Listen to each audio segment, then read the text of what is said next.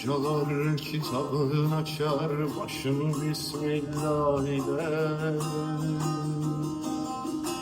Müminler ikrara gelir, amentü billah ile. Mecnun da dağlara çıkar, muradı Allah ile.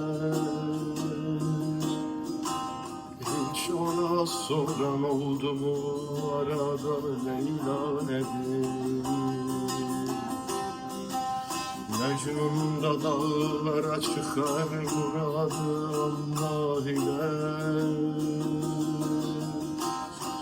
Hiç ona soran oldu mu, arada Leyla nedir?